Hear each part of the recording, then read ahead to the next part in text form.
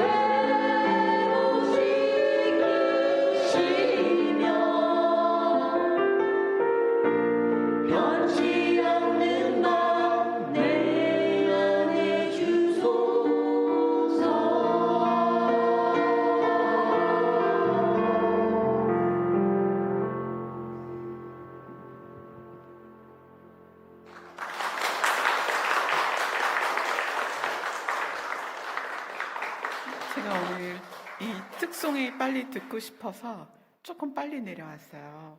그래서 제가 찬양을 빨리 끝나면 특송을 빨리 들을 수 있을 것 같아서 이 직업을 바꿔야 되지 않아요, 이제? 세 분이 합쳐지면은 유튜브 조회수가 엄청 올라갈 것 같아요. 너무 감사합니다.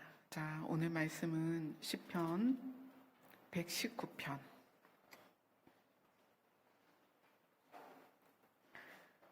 73절부터 80절입니다.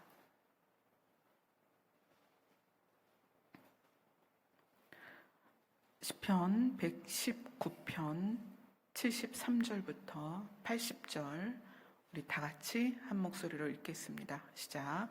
주의 손이 나를 만들고 세우셨사오니 내가 깨달아 주의 계명들을 배우게 하소서. 주를 경외하는 자들이 나를 보고 기뻐하는 것은 내가 주의 말씀을 바라는 까닭이니이다. 여호와여, 내가 알거니와 주의 심판은 의로우시고 주께서 나를 괴롭게 하심은 성실하심 때문이이다. 구하오니 주의 종에게 하신 말씀대로 주의 인자하심이 나의 위안이 되게 하시며 주의 긍휼히 여기심이 내게 임하사 내가 살게 하소서. 주의 법은 나의 즐거움이니이다. 교만한 자들이 거짓으로 나를 엎드려뜨렸으니 그들이 수치를 당하게 하소서. 나는 주의 법도들을 작은 소리로 읊조리리이다. 경외하는 자들이 내게 돌아오게 하소서. 그리하면 그들이 주의 증거들을 알리이다. 내 마음으로 주의 율례들에 완전하게 하사 내가 수치를 당하지 아니하게 하소서. 아멘. 우리가 지난주에는 주의 종을 선대하셨나이다 이런 시인의 고백을 함께 나눴어요. 하나님께서 우리에게 좋은 곳으로 공급하시면서 우리를 선대하실 때에 가장 좋은 선대가 뭐냐면 우리의 신분을 올리셨다. 원래는 피조물이었는데 창조주의 신분까지 우리를 끌어올리셨다. 이것이 우리에게 행하신 가장 큰 선대입니다. 우리에게 은혜를 베풀고 자비를 베풀고 긍휼을 베풀어서 우리에게 우리를 좋게 대하신 거의 결정체는 우리가 피조물임에도 불구하고 창조주가 우리 피조물을 신분을 끌어올려서 창조주와 같은 반열에 우리를 올리셨다. 그 다음에 신분만 끌어올린 것이 아니라 창조주가 우리를 어떻게 끌어올리셨냐면 이 본질까지도 바꾸셨다. 그래서 우리가 지금은 그것이 실감이 안 나요. 왜냐하면 이렇게 날씨가 우중충하면 막 무릎, 허리 막 저리신 분들도 있고 손발 저린 분도 있고 온몸이 찌뿌둥하고 일어날 때마다 아구고 소리 나고 누울 때마다 아구고 소리 나고 지금은 그러죠. 그런데 신이신 하나님이 피조물인 우리를 얼만큼 선대하셨냐면 우리의 본질이 시간을 초월해서 시간이 없는 곳에서 살 수 있는 존재로 끌어올리셨다. 이게 하나님이 우리를 향하신 선대입니다. 피조물 중에 다른 건 그렇지 않아요. 그런데 특별히 하나님이 사람을 사랑하셔서 그 사람을 그렇게 선대하셨다는 거예요. 그래서 우리의 본질이 지금은 흙에서 출발해서 흙으로 돌아가지만 새하늘과 새 땅에 들어가게 되면 우리의 본질이 변화되어서 그래서 변화체, 부활체 이런 얘기를 지난번 예전에도 알려드린 적이 있는데 우리의 형질이 바뀌어서 예수님이 부활하셨을 때 시공간을 초월하셨던 그래서 벽을 뚫고 들어오시고 그죠? 갑자기 여기서 나타나시고 저기서 나타나셨던 그 우리의 차원, 이 3차원의 차원을 넘어서는 그런 형질로 우리가 바뀔 것이다. 그래서 새하늘과 새 땅에 가면 그곳은 물론 시간이 없어요. 해도 없고 달도 없고 지구처럼 자전하거나 공전하지도 않습니다. 그런 곳에 가서 영원히 존재할 수 있는 형질로 우리가 완전히 바뀐 상태에서 신과 함께 사는데 그 신을 누구라 한다? 아버지라고 한다. 그러니까 우리를 선대하심이 얼마나 놀라운 선대하심인지, 모든 피조물 중에 누구를? 사람을 그렇게 선대하셨다. 그리고 하나님이 그렇게 선대하심은 하나님의 소원이세요. 모든 만물, 모든 피조물 중에 하나님의 영을 넣어준 존재는 인간밖에 없어요.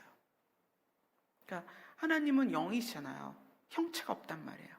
근데 형체가 없는 하나님이 형체로 다니신 게 누구예요? 예수님이죠. 예수님은 인간의 몸에 하나님의 영이 들어오셔서 하나님이시지만 형체가 있었단 말이에요. 그럼 우리한테 뭐라고 그러셨냐면, 너희가 성전인 걸 알지 못하느냐? 성전은 어떤 곳이에요? 하나님이 쉐카이나의 불이 와 있는 곳이에요. 그러니까 우리 안에는 예수님이 계십니다. 하나님의 영이 계세요. 예수님이 그러셨죠? 내가 아버지와 하나인 것처럼 나도 너와 하나가 되고 싶다. 내가 네 안에, 네가 내 안에, 이렇게 하나됨을 말씀하셨어요. 그러면 아담이라는 흙 덩어리에 하나님이 들어가셔서 이 아담을 하나님의 껍데기로 삼으셨던 것처럼 우리도 그런 존재이다. 하나님이 우리 안에 들어오셔서 얼굴은 다 다르고 이름도 다 다르지만 하나님을 안에 집어넣은, 그래서 하나님이 육체를 하나님의 껍데기로 삼아서 형상이 있는 하나님처럼 우리가 지금 살고 있는 거예요. 여러분이 누구는 머리도 좀 빠지고, 누구는 좀 체중이 나갈 수도 있고, 누구는 키가 작을 수 있고, 누구는 이제 눈이 좀 클 수도 있고, 누구는 이제 귀가 좀 작을 수도 있고, 너무너무 다양한데 결론은 뭐다? 우리 안에 하나님이 들어오셔서 우리는 하나님의 껍데기다. 이 상태로 지내다가 이것이 완전하게 3차원을 벗어나서 시간이 없는 새하늘과 새 땅에 들어가면 완전한 신의 반열에서 살게 된다. 이거는 판타지 소설이 아니고 성경이 우리에게 그걸 설명해 주고 싶은 거예요. 신구약 통틀어서 66권을 가지고 우리에게 설명하고 싶은 게 우리의 결론을 알려주고 싶은 거죠.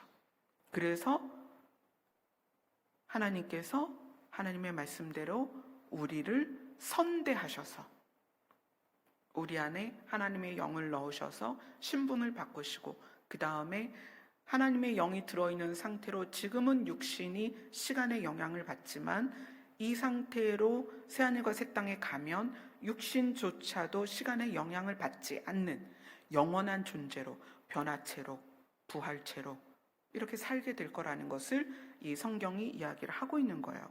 자, 그런 과정에서 이제 우리는 여전히 이 땅에서 살고 있기 때문에 이 땅의 영향을 받고 있고, 이 땅의 모든 것이 익숙해 있고, 또 부모나 환경에 의해서 우리의 생각의 구조가 틀이 잡혀져 있어요.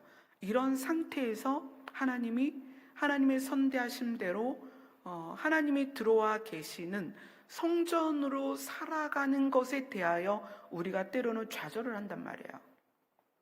어제도 오늘도 우리의 말이나 행동이나 생각이나 우리의 삶이 우리가 생각한 것보다 사실은 만족치가 않아요, 우리 자신이. 그런데 오늘 말씀이 어떻게 시작하냐면, 주의 손이 나를 만들고 세우셨사오니, 이렇게 고백을 해요. 주의 손이 나를 만들고 세우셨사오니. 자, 보면은 이 주의 손이 나를 만들고 세우시는 것에 대하여 71절을 한번 같이 읽겠습니다. 71절 같이 읽습니다. 시작. 고난 당하는 것이 내게 유익이라. 이로 말미암아 내가 주의 율례들을 배우게 되었나이다. 주의 손이 나를 만들고 세우시는데, 주의 손이 나를 만들고 세우시는 과정에서 어떤 일이 있냐면 고난을 당한다는 거예요. 근데 고난을 당하는 것이 유익하다. 왜냐하면 그것 때문에 고난으로 말미암아 내가 하나님의 말씀을 깨닫게 되었다. 근데 하나님의 말씀을 깨달아가면서 어떻게 된다? 하나님이 나를 만들어가고 세우셔서 결국에는 하나님의 말씀을 이해하고 깨닫고 그것이 나의 것이 되고 그것이 나의 형체를 만들어가서 최종적으로는 어떻게? 하나님의 나라에 들어가서 하나님을 아버지라 부를 수 있는 그런 사람으로서 계속 바뀌어 간다는 거예요. 그래서 주의 손이 나를 만들고 세우셔서 내가 그것을 깨달아 주의 계명들을 배우게 하소서. 자, 이 말씀이 어디와 연결이 되냐면 75절입니다. 75절을 같이 읽겠습니다. 시작. 여호와여, 내가 알거니와 주의 심판은 의로우시고 주께서 나를 괴롭게 하심은 성실하심 때문이니이다. 주의 심판은 의로우시고 그래서 주께서 나를 괴롭게 하심 또는 고난을 당하게 하심은 하나님의 성실하심 때문이다라고 시편 저자가 지금 고백을 하는 거예요. 이것이 우리를 하나님의 손이 원래 처음 세상과 처음 땅, 처음 하늘에 익숙해 있는 우리를 빚어서 만드실 때 육의 속성에 밀착된 나를, 그죠? 이미 생각의 틀, 생각의 구조가 딱 잡혀 있단 말이에요. 그거는 부모의 영향일 수도 있고 내가 자라온 환경일 수도 있고 또 내 기질일 수도 있고 이런 게 합쳐져서 내 생각의 구조의 틀이 딱 잡혀져 있고 그 다음에 나한테 익숙해져 있는, 그래서 내가 옳다고 생각한 것이 나한테 그 육의 속성에 내가 꽉 잡혀 있는데 그 밀착된 육의 속성에서 나를 떼어내는 고통이 있다는 거예요. 고난당하는 것이 내게 유익이라. 이 고난이 가난이나 질병이나 이런 거보다는 사실은 밀착된 육의 속성에서 나를 떼어내는 고통이라고 생각해요. 무엇으로? 주의 말씀으로. 자, 히브리서로 한번 가보겠습니다. 히브리서 4장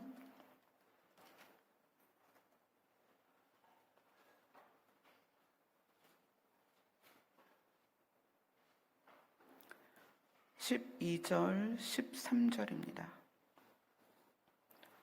히브리서 4장 12절부터 13절 같이 읽습니다. 시작. 하나님의 말씀은 살아있고 활력이 있어 좌우의 날선 어떤 검보다도 예리하여 혼과 영과 및 관절과 골수를 찔러 쪼개기까지 하며 또 마음의 생각과 뜻을 판단하나니 지으신 것이 하나도 우리의 결산을 받으실 이의 눈 앞에 만물이 벌거벗은 것 같이 드러나느니라. 우리가 예배 시간마다 대하는 말씀, 또 개인적으로 묵상하는 말씀들, 개인적으로 또 유튜브를 통해서 배우고 있는 말씀들, 이런 걸 다 통틀어서 하나님의 말씀은 살았고 활력이 있어서, 이 활력이 예전 성경은 운동력이 있어서 좌우에 날선 어떤 검보다도 예리하여 우리의 혼과 영과 및 관절과 골수를 찔러 쪼개기까지 하여 또 마음의 생각과 뜻을 판단하나니. 그래서 이 말씀을 통해서 우리가 그리스도인으로서 겪는 고난이 이 시대에서는 악한 것에 대하여 우리의 마음이 상하고 또 악한 것의 물결이 우리에게 올 때 그것을 방어하고 쳐내는 것에 대한 고난도 있겠지만, 사실 우리가 그리스도인으로서 진짜 당해야 되는 고난은 뭐냐면 옛 속성에서 내 자아가 떼어져 나오는 고통이에요. 너무나 익숙한 우리의 사고방식, 너무나 익숙한 우리의 삶의 패턴, 너무나 익숙한 우리에게 자리매김된 우리의 성품들, 어떤 육에 속한 우리의 성품들, 이것이 하나님의 말씀과 마주쳤을 때, 하나님의 말씀을 대면했을 때, 아, 내가 잘못했구나, 또는 내가 잘못 생각했구나, 내가 이 부분은 깨닫지 못했구나, 내가 이것은 들어도 듣지 못했고 이 말씀을 보아도 이것이 무엇을 말하는 건지 몰랐었구나라는 걸 깨달아 가면서 우리의 생각과 뜻이 말씀으로 판단이 돼야 됩니다. 내 마음과 내 생각이 어떠했는지. 그래서 거기에서 정말 처절하게 마치 도륙당하듯이 우리의 마음과 생각이 말씀으로 도륙당해서 우리 자신이 죽어야 된다는 거예요. 하나님의 말씀은 살아있어서 그러한 능력이 있습니다. 우리의 고난은 여기에서 시작돼야 돼요. 가난이나 육체가 아픈 거나 또는 관계가 어려운 거나 이런 것은 근본적인 고난이 아니에요. 우리의 진짜 고난은 말씀을 대하면서 그 말씀이 우리를 찔러 쪼개서 우리의 마음과 생각을 판단하는데, 이렇게 판단하는 거예요. 너의 마음이 틀렸다. 너의 생각이 틀렸다. 그래서 너의 입에서 나오는 그 말이 틀렸다.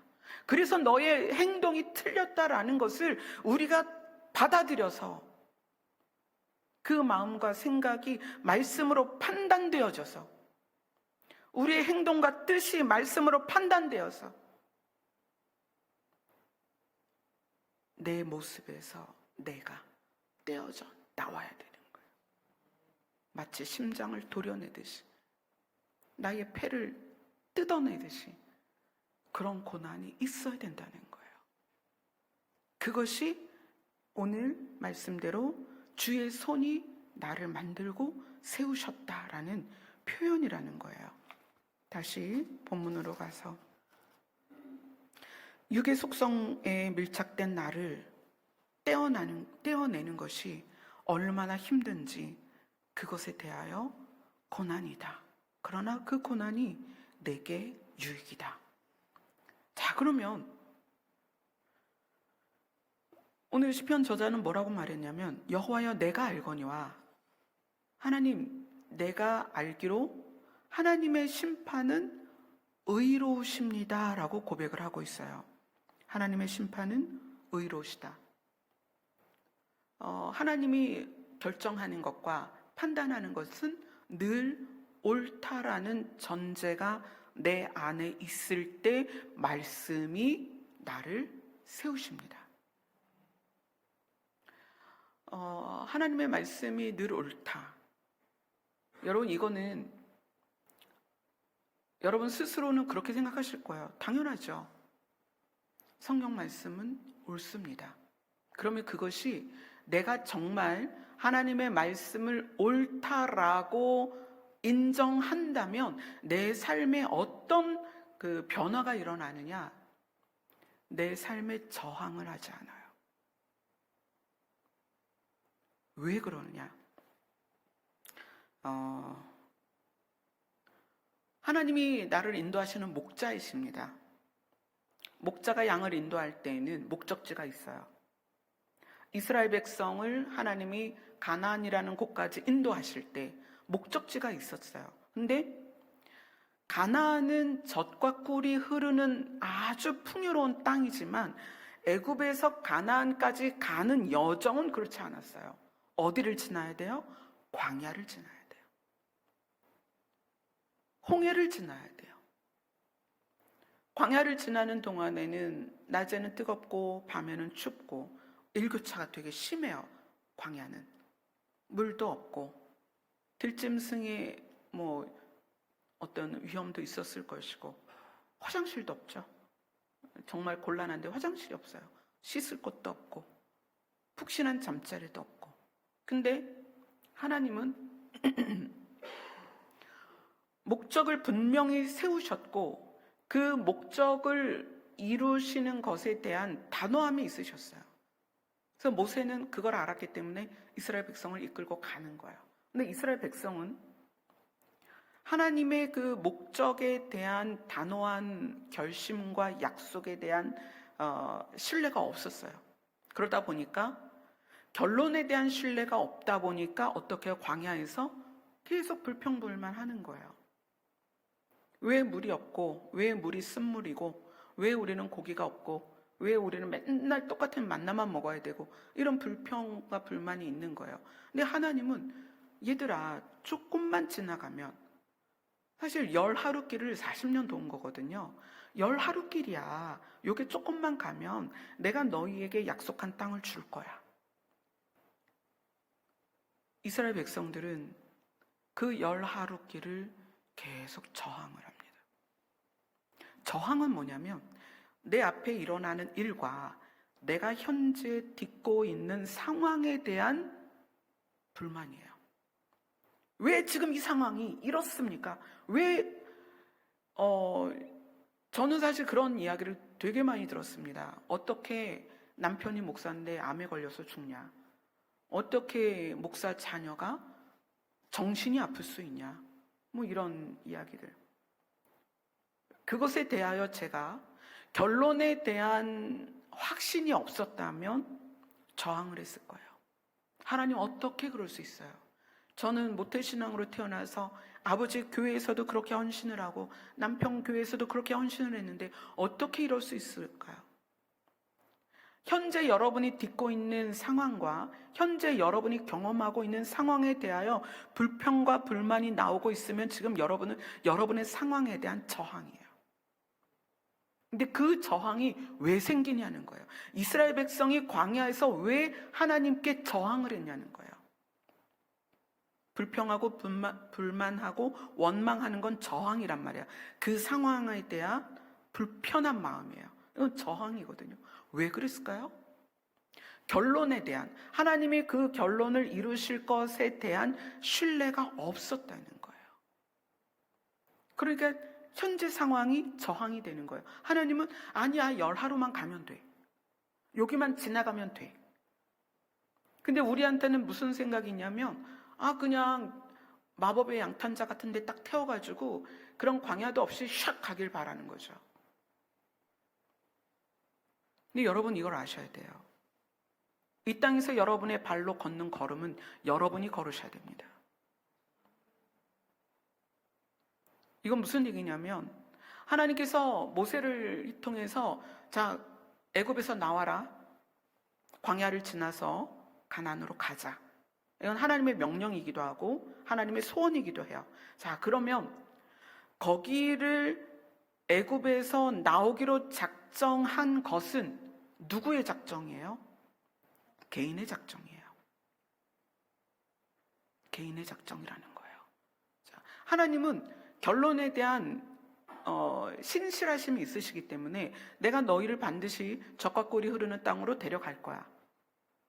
반드시 데려갈 거야. 무슨 일이 있어도 데려갈 거야. 그걸 신뢰하고 출발했잖아요. 출발한 자들이 출발에 대한 선택을 했다는 거예요. 여러분의 인생에 대해서 어느 자리에 있든 여러분 그 자리에서 불평과 불만을 해서는 안 된다는 거예요. 왜냐하면 약속은 하나님이 주시지만 그 약속하신 바를 받아들이는 건 나라는 거예요. 자, 그러면 애굽에서 하나님의 명령을 듣고 그래, 우리가 모세를 따라서 나가자, 가나안으로 가자. 그 결심은 개인의 몫이라는 거예요. 그러면 거기에서 가나안에 이르는 모든 과정에 대해서는 담대하게 갔어야 되는 거예요. 왜? 내가 선택한 길이니까. 우리의 신앙생활에서 뭐가 빠졌냐면 내가 선택에 대한 책임이 빠졌다는 거예요. 부부의 문제나 부모와 자식 간의 문제, 자식이 언제 낳아달라고 그랬어요? 부모가 낳잖아요. 그 부모가 책임지는 거예요. 아담과 하와를 누가 만들어 달라고 그랬어요? 하나님이 만드셨어요. 그래서 하나님이 책임지시는 거예요. 아담과 하와에 대해서. 특별히 하나님의 영을 넣어주시고, 그리고 그 아담과 하와를, 그리고 그 이후에 태어난 우리까지 하나님은 우리에 대하여 그 책임을 놓으신 적이 한 번도 없다는 거예요. 왜? 하나님이 시작하셨으니까. 그래서 그 책임을 위해서 뭐라고 말하는 거예요? 내가 아버지다. 내가 너희를 반드시 책임질 것이다. 주의 심판은 왜 의로우냐? 주께서 이건 옳다, 이것은 옳지 않다라는 것이 왜 의로우냐? 이 의는 늘 성경에서 진리와 함께 등장합니다. 하나님이 의롭게 행동하시는 기준이 진리라는 거예요. 진리는 변함이 없고요. 진리는 오류가 없어요. 하나님의 진리는 변함도 없고 오류가 없고 거짓이 없어요. 그것에서 나오는 행동이기 때문에 의롭다는 거예요. 하나님의 심판은 의롭다. 그래서 우리가 우리의 삶에 대하여 지금부터 그 하나님의 나라에 갈 때까지 모든 상황에 대하여 우리가 저항하지 않으면 하나님께서는 40년이 아니라 10하루길로 통과하게 하십니다. 왜? 하나님이 하나님의 성품이에요. 진리로서 이 토대가 되어 있어요. 근데 그 진리가 뭐예요? 사랑이잖아요. 진리가 사랑이란 말이에요. 변함이 없는 사랑이에요. 그것이 토대로서 심판을 하기 때문에 늘 오르세요. 하나님은 늘 오르세요. 그 늘 오르신 하나님이 우리에 대하여 다 하신다는 거예요. 만약에 지금 내가 굉장히 어렵고 힘든 상황이라면 하나님이 나 몰라라 하는 것이 아니라 이 상황에서조차 하나님은 인도하실 것이고 도우실 것이고 결론을 향하여 우리를 끊임없이 이끌어 가실 거라는 거예요. 이것에 대한 신뢰가 있어야 하나님의 오르심, 우리에 대하여 아시고 우리를 인도하시고 우리를 돌보시고 결론에 도달하도록 이끄실 것에 대하여 여러분이 신뢰하시고 하나님의 모든 선택은 옳으십니다라는 그 개념을 여러분 안에 가지고 있어야 우리는 이 땅에서 살아가면서 40년을 도는 이스라엘 백성같이 그런 과오를 범하지 않는다는 거예요.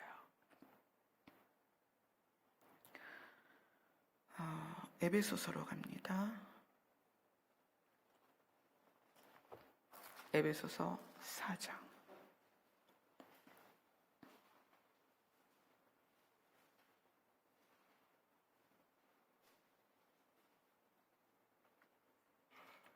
에베소서 4장 24절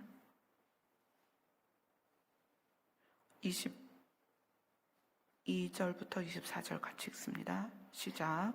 너희는 유혹의 욕심을 따라 썩어져 가는 구습을 따르는 옛사람을 벗어버리고 오직 너희의 심령이 새롭게 되어 하나님을 따라 의와 진리의 거룩함으로 지으심을 받은 새 사람을 입으라.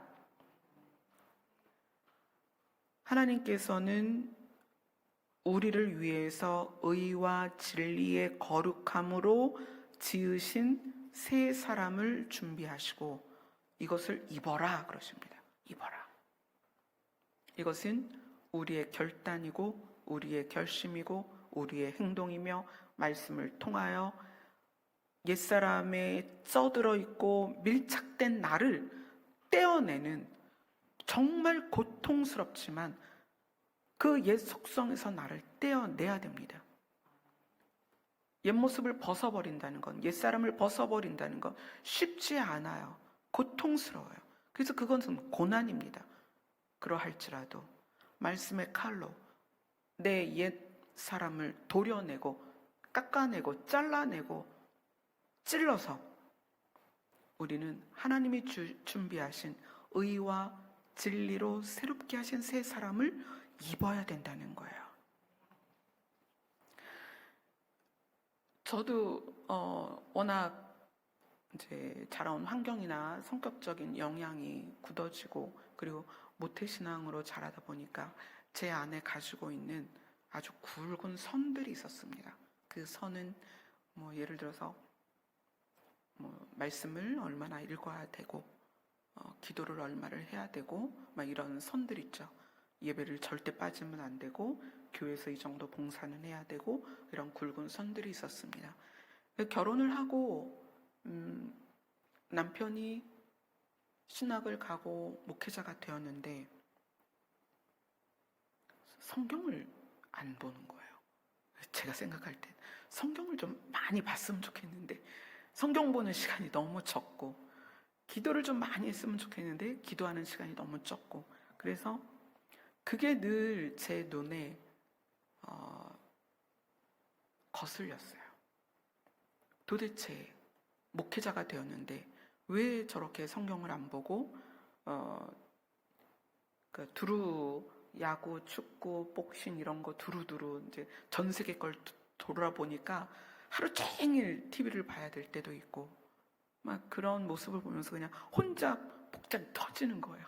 막 가슴이 터져버리는 것 같고 답답해서 죽을 것 같고 막 그랬어요. 근데 그러면 이제 저 혼자 교회로 와서 하나님께 하소연을 하는 거예요. 아니 도대체 하나님 어떻게 하면 좋아요?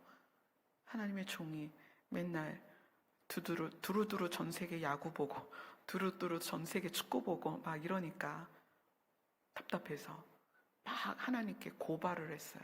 근데 하나님께서 그러시는 거예요. 한 발도 앞서지 마라. 남편이 1시간 기도를 하면 너는 50분만 해라. 남편이 하루에 성경을 3장 보면 넌 2장을 봐라. 이런 식으로 말씀을 하시는 거예요. 왜냐하면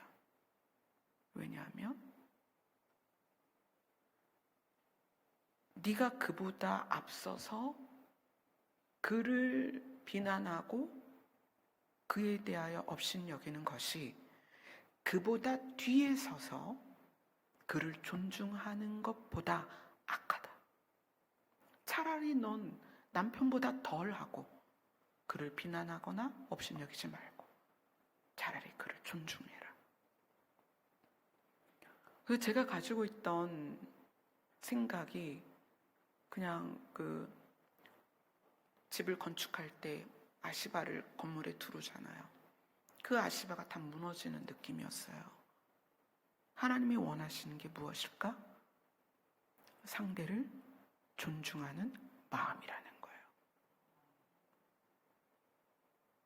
이거는 부부 사이에 뿐만 아니라 아내가 남편을, 남편이 아내를, 부모가 자녀를, 자녀가 부모를 또는 공동체에서 서로를 모든 것에 해당된다는 얘기예요.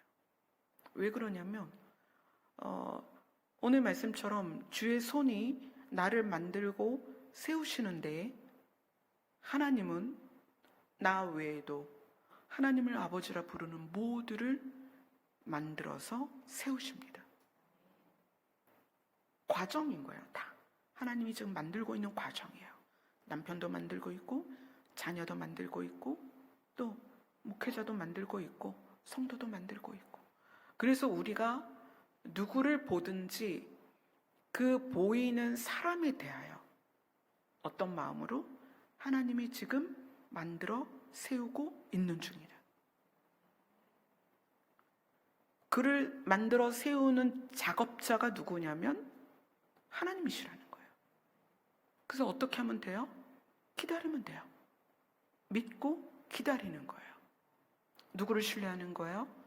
그 사람을 만들어서 세우실 하나님을 신뢰하는 거예요. 사실 저나 여러분이나 마찬가지예요. 우리는 우리의 노력으로 나를 세울 수 있을 것 같지만 그렇지 않습니다. 우리의 노력으로 우리를 세울 때는 그게 바벨탑처럼 나를 드러내요. 그래서 하나님이 무엇을 통해서? 말씀을 통해서. 우리를 빚어가고 만들어 가신다는 거예요. 근데 오늘 말씀처럼 주의 손이 나를 만들고 세우셨나이다 에서 그치는 게 아니라 이 사람도 저 사람도 그 사람도 하나님이 만들어 세우고 계시다는 거예요. 그래서 우리가 우리의 삶에 대한 저항을 하지 말라는 것이 사람에 대한 것도 동일하다는 거예요. 너 왜 이래? 이게 아니라 그 사람을 하나님이 신실하게 만들어가고 계심에 대하여 인정하라는 거예요. 그리고 어떻게 하면 돼요? 도우면 되죠. 총 작업 책임자가 하나님이시니까 하나님이 이렇게 빚어서 만들고 계시단 말이에요. 그럼 우리는 흙도 나르고, 그죠? 나무도 나르고, 가끔 하나님 땀도 닦아드리고, 그죠? 시원한 물도 갖다 드리고, 도우면 되는 거예요. 책임자는 누구이기 때문에? 하나님이시기 때문에. 이것이 오늘 시편 저자가 깨달은 거예요. 주의 손이 나를 만들어서 세워 가시는구나. 그분의 심판은 의로우시다.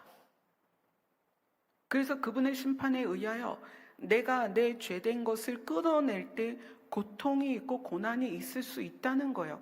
그러나 그러한 면에서도 여러분 어떻게? 신뢰하라는 거예요.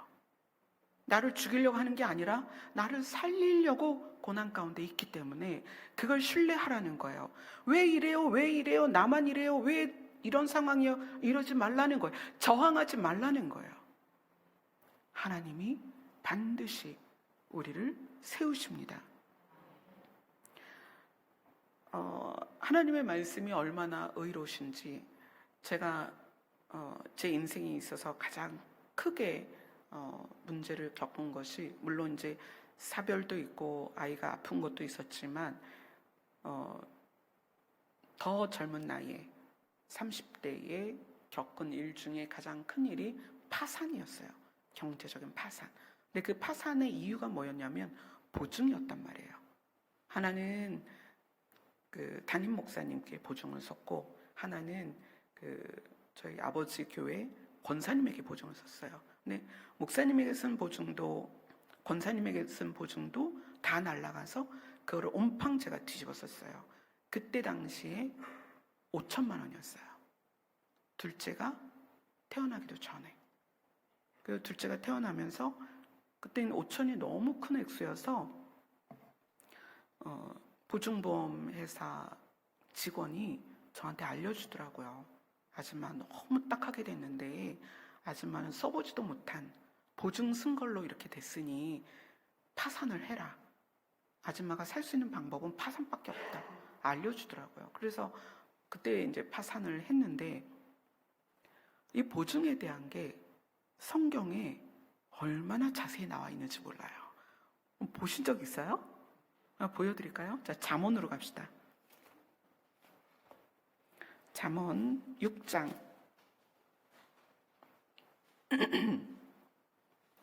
6장 1절 2절.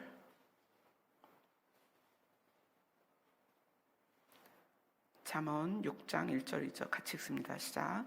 내 아들아, 내가 만일 이웃을 위하여 담보하며 타인을 위하여 보증하였으면 내 입의 말로 내가 얽혔으며 내 입의 말로 인하여 잡히게 되었느니라. 담보를 하고 보증을 했으면 너는 내 입의 말로 네가 올무에 걸렸다는 뜻이에요. 얽혔다는 것이 올무에 걸렸다. 자, 잠언 11장으로 갑니다. 11장 15절입니다. 같이 읽습니다. 시작. 타인을 위하여 보증이 되는 자는 손해를 당하여도 보증이 되기를 싫어하는 자는 평안하니라. 제가 보증 섰다가 손해를 엄청 봤잖아요. 그 다음에 잠언 17장으로 갑니다. 17장 18절입니다. 시작. 지혜 없는 자는 남의 손을 잡고 그의 이웃 앞에서 보증이 되느니라.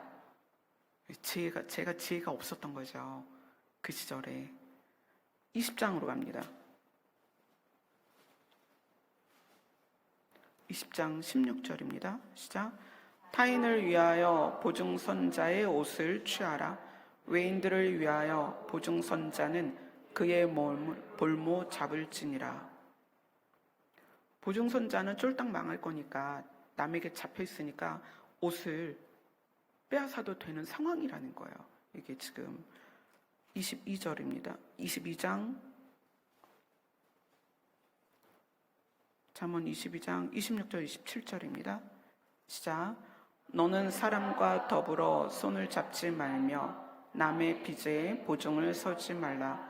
만일 갚을 것이 내게 없으면 내 누운 침상도 빼앗길 것이라. 내가 어찌 그리하겠느냐. 그러니까 갚아야 되는데 갚을 게 없으니까 옷도 빼앗기고, 아까 읽은 것처럼. 그래서 마지막 27장에 동일하게 한 번 더 나와요. 27장 13절입니다. 시작. 타인을 위하여 보증선자의 옷을 취하라. 외인들을 위하여 보증선자는 그의 몸을 볼모 잡을지니라. 잠언에 이렇게 보증 쓰지 말라는 말이 너무 명확하게 나와 있죠. 근데 저는 이제 그때는 너무 모르니까 말씀을 읽었다고 하면서도 그 말씀이 얼마나 우리 삶에 정확하게 적용되는지를 몰랐어요. 그래서 보증 쓰고 쫄딱 망했죠. 집 한 채 날리고 그렇게 쫄딱 망했는데, 하나님께서 말씀을 통해서 우리를 생각까지 마음까지 완전히 바꾸기를 원하신다는 거예요.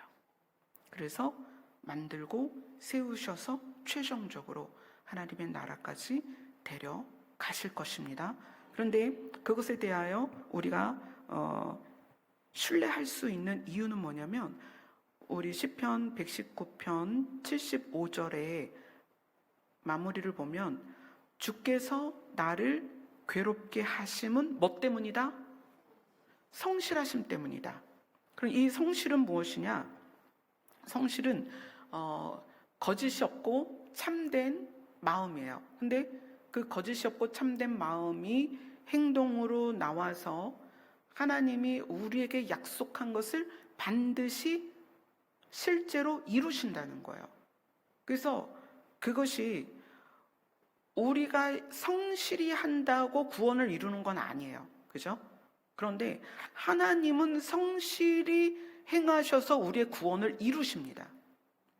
자, 추구가 결론이다 이런 말씀을 드렸었는데, 하나님의 나라를 추구하면, 내가 하나님의 나라에 꼭 가고 싶다, 나는 하나님의 나라에 가는 자가 될 거야 라는 그 추구가 내 안에 있으면 그 일은 누가 이루신다?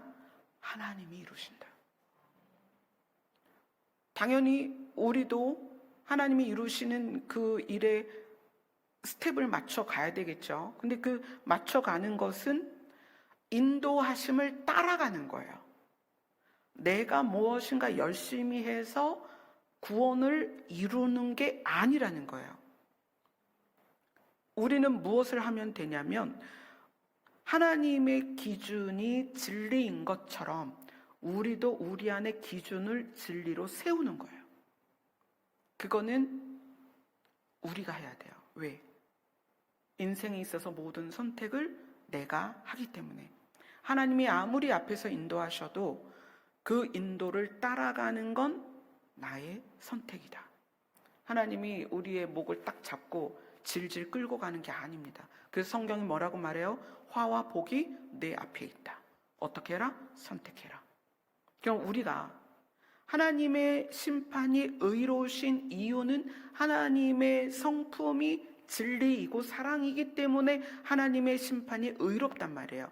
하나님은 성실하셔서 우리가 추구하는 하나님의 나라까지 이끌어 가시는데, 그 과정에서 저항하지 않고 따라가는 건 내 선택이라는 거예요. 그럼 그러기 위해서 나도 내 안에 무엇을 자꾸 세워가야 돼요? 기준을 진리로 세워가야 된다는 거예요. 물론 그 과정도 하나님이 도우십니다. 그렇게 해서 하나님이 나를 만들고 세우시되 어느 상태까지 새하늘과 새 땅에서 살 수 있는 존재로서 이 땅을 벗어날 때 승리자로 벗어나도록 인도하신다는 거예요. 하나님의 성품에서 기인한 결과라는 거예요. 나의 노력의 결과가 아니다. 하나님의 성품은 진리이고 진리를 토대로 의롭습니다. 그래서 늘 그 판단이 의로우세요. 변함이 없으세요. 그런 분이 또 어떻게 성실하게 그 일을 이루신다는 거예요. 그래서 여러분 같은 공동체 안에서 어떤 사람을 보며 좌절할 필요가 없어요. 그 사람을 만들고 세우는 게 누구시다? 하나님이시다. 우리의 상황이 힘들고 어렵고 고난이 있을 수 있어요. 그거에서 여러분 좌절하지 마세요. 그 상황에서 하나님 나에게 어떻게 이럴 수가 있어요? 이거는 하나님이 하시는 일이 옳지 않습니다라는 저항입니다. 내가 말도 안 되는 상황에 있다 할지라도 이것을 보고 계시는 하나님은 반드시 우리를 하나님의 나라까지 이끌어 가십니다. 내가 이 자리에 있다면 내가 이 자리에 있어야 할 이유가 있는 거예요. 내가 이런 상황에 있다면 내가 이러한 상황에 있어야 될 이유가 있는 거예요. 사실 그 이유가 내가 만나는 상황과 내가 처한 상황의 이유가 하나님이 그렇게 이끌어 가시는 경우도 있지만 사실 많은 부분은 나의 선택일 경우가 많아요. 내가 지금 이 상황에 있는 이유는 내 선택일 경우가 많다는 거야. 그럼에도 불구하고 하나님은 이 자리에 나를 머무르게 하는 것이 아니고 나를 만들고 세우셔서 나를 이끌어 가신다는 거예요. 왜? 그분은 신실하시기 때문에, 그분은 성실하시기 때문에 그 일을 반드시 이루신다는 거예요. 우리가 시편 119편을 보잖아요. 그 119편 90절을 같이 읽겠습니다. 시작. 주의 성실함은 대대에 이르나이다. 주께서 땅을 세우셨으므로 땅이 항상 있사오니. 하나님께서 처음 땅도 세우셨고 그 다음에 새 땅도 세우십니다. 그 땅에 들어갈 자들이 누구냐면 하나님이 만들고 세운 사람들입니다. 주의 성실하심은 대대에 이르나이다. 변함이 없으세요. 주의 성실하심은 꺾이지 않습니다. 주의 성실하심은 우리의 행동을 기반으로 하지 않기 때문에 변함이 없다는 거예요. 그것이 우리의 소망입니다. 우리가 얼마나 완전하신 하나님 보시기에 부족하고 연약한 것 투성이겠어요. 그러나 하나님의 성실하심은 하나님의 의와 하나님의 성품을 기반으로 하는 성실이기 때문에 절대로 우리를 포기하지 않습니다. 그리고 끝까지 우리를 만들고 세워서 하나님의 나라까지 인도하십니다. 여러분이 여러분의 상태, 여러분의 심리, 여러분의 삶을 기반으로 해서 보기 때문에 늘 좌절이 되고 가망이 없어 보이는 거예요. 마치 나는 하나님 나라에 못 갈 것처럼. 그러나 그렇지 않습니다.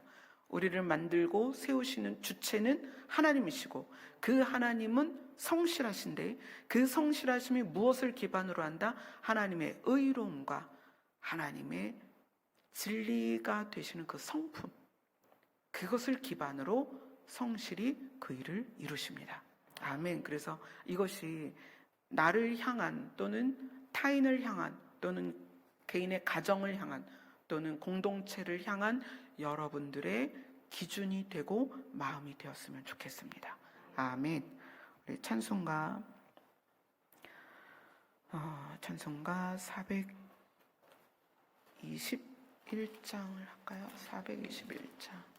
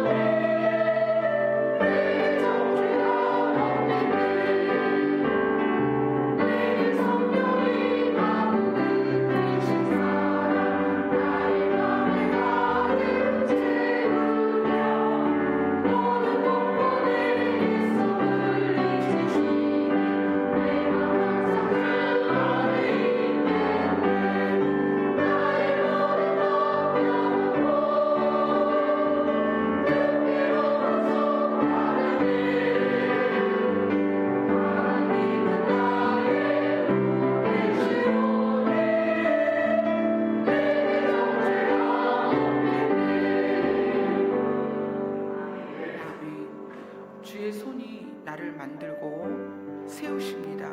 그래서 여러분들이 신앙생활하면서 은혜 받는 자리 또는 은혜 받은 목회자 또는 은혜 받는 모임 이런 게 있을 수는 있어요. 그러나 그것도 잠시 쓰이는 통로예요. 우리를 만드시고 세우시는 건 하나님이 직접 하십니다.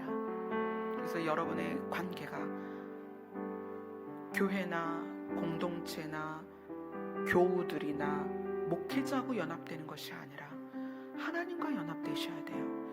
그분을 신뢰하세요. 그분은 성실하셔서 그분의 옳은 진리로 무장된 그 판단으로서 우리를 바른 길로, 살 수 있는 길로, 영원한 길로 반드시 인도하십니다. 오늘도 그분 앞에 머무는 거예요. 오늘 날씨가 너무 안 좋고 또 예산에 또 집중호우가 밤에 계속된다고 해서 지금부터 12시까지 기도하고 기도 시간을 맞출 거예요. 또 멀리 가셔야 되는 분들은 중간에라도 무사히 가실 수 있도록 그렇게 하셨으면 좋겠고, 그래서 12시까지 끊지 않고 기도하도록 하겠습니다. 기도하겠습니다.